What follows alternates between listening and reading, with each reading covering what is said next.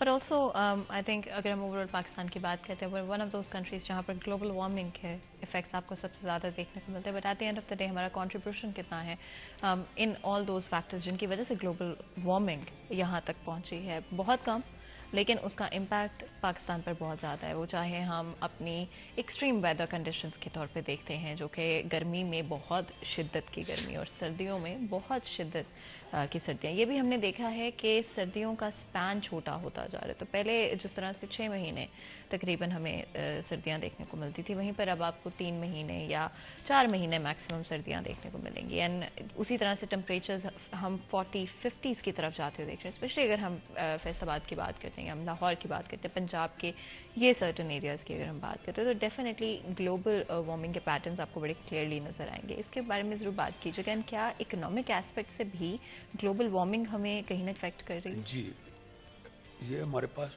5000 glaciers ہیں. We are lucky which are melting due to global warming. ایک ساتھ آہستہ دیر آہستہ ملتے آہستہ آہستہ آہستہ. اس میں یہ جو لاسٹ فلڈ آیا ہے اس میں ہم ایسٹیمیٹ لگاتے ہیں کہ 30 بلین کا تو نقصان ہوا ابھی تک افیکٹڈ ایریا چل رہے ہیں. 32 جو ملین پیپل افیکٹ ہوئے اس سے ابھی تک وہ کئیوں کا اسٹیٹس کو ہی ہے، آپ کو علم ہی ہے جیسے وہ سلسلہ چل. پاکستان کا جو گرین ہاؤس گیسز جو جس کو جیز کہتے ہیں، امیشن از لیس دین 1%. ابھی جو آپ نے بات کی، ہم اتنا نہیں وہ گیسز گرین ہاؤس کی گیسز ہمارے ہوتی. ہم نے کیوں نہیں کیا؟ یہ جو میلٹ ہو رہے تھے، نہ ہم نے ڈیم بنایا ہے، نہ ہم نے ریزروائر بنایا ہے. میں یہ کہتا تھا ڈیم نہیں بنانا، ریزروائر بنا لو کہ جب پانی نہیں آتا تو پانی کو استعمال کرنا. وہ سارا پانی ہماری انڈسٹری تھی.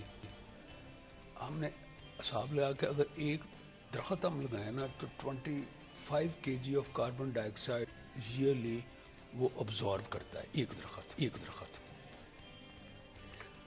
تو ہم نے وہ پیرس ایگریمنٹ تھا، اس پہ بھی کوئی ڈپلومیسی نہیں ہماری چلی.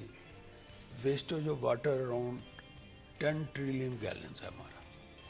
وہ بارش کی شکل میں، سیلاب کی شکل میں، یا ہم خود ضائع کرتے ہیں. تو ہمیں علم ہی نہیں کہ آنے والے کتنی اسکیئرسٹی دنیا میں آ رہی. تو Pakistan is among 10 most diversify affected country due to climate change. 10 میں آتا ہے. Pakistan rank the most water stress countries at, یہ جو 23 میں آئے گا.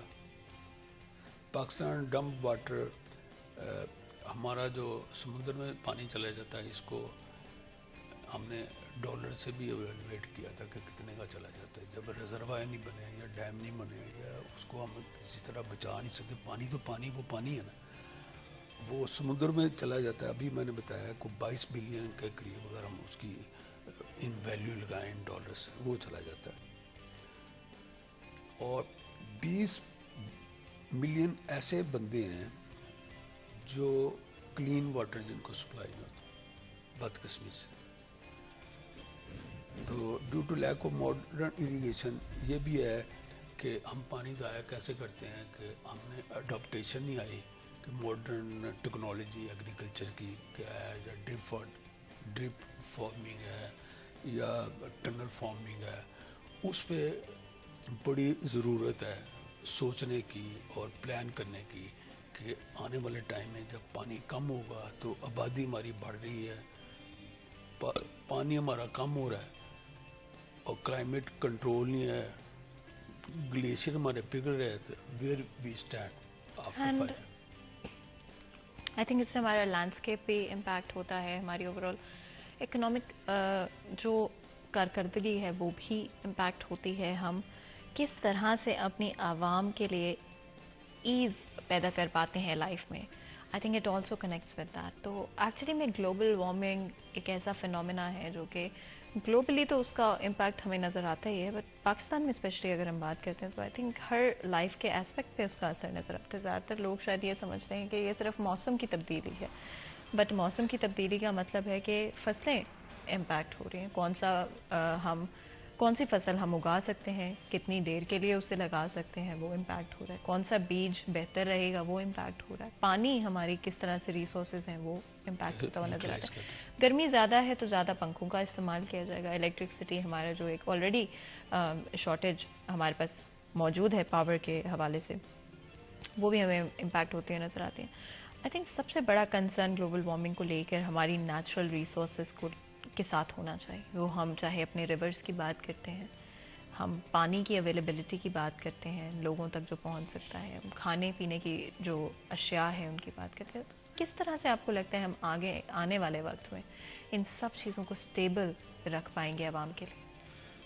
دیکھیں جی, یہ ساری ہے پلاننگ گورنمنٹ کی, اور اس میں ساتھ دیں سارے چیمبرس اور ریلیونٹ جو جتنی بھی ایجنسیز کہہ لیں, ڈپارٹمنٹ کہہ لیں. جب تک ہم ایک روڈ میپ نہیں بنائیں گے یہ تو باتیں ہوتی رہیں گی. میں آج کر گیا ہوں, ابھی میں نے بتایا, یہ تو کل ختم ہو جائے گی یہ بات. میں ہمیشہ کہتا ہوں کہ کسی چیز کام کرنے کے لیے آپ کا فوکس ہونا چاہیے کہ آپ نے یہ کرنا ہے, اور اس کا ٹارگٹ بھی ہونا چاہیے کہ اس ٹارگٹ میں 1 سال میں نے یہ کام کرنے ہیں یا 3 ماہ میں یہ کام کر دیں. اگر آپ نے فوکس کر لیا اور ٹارگٹ کوئی نہیں, پھر بھی فائدہ کوئی نہیں. اگر آپ کے پاس ٹارگٹ ہی کوئی نہیں, آپ فوکس کر کے بھی اس کا فائدہ کوئی نہیں. تو یہ آنے والے ٹائم میں بہت سارے چیلنجز ہیں پاکستان کو, اور یہ نئی نسل کو ہمیں ایجوکیٹ کرنا چاہیے, اسکولوں میں ایجوکیٹ کرنا چاہیے. آپ دیکھیں نا, پانی ہم کتنا ضائع کرتے ہیں. جو آپ نے پانی کی بات کی, ہم نہاتے ہیں کتنا پانی ضائع کرتے ہیں, یا وضو کرتے ہیں ایکسٹرا پانی کتنا ضائع کرتے ہیں. اور اس کے علاوہ ہم نے بچوں کو ایجوکیشن ہی نہیں دی. بالکل. آئی تھنک ہم بہت سارے ڈفرینٹ فیکٹرز کو آج کے پروگرام میں کور کر پائے. آپ کا بہت بہت شکریہ, آج آپ نے ہمارے لیے, ہمارے شو کے لیے وقت نکالا. یہاں پر آج کے پروگرام کا وقت ختم ہوتا ہے. مجھے اجازت دیں, اپنا خیال رکھیں. اللہ حافظ.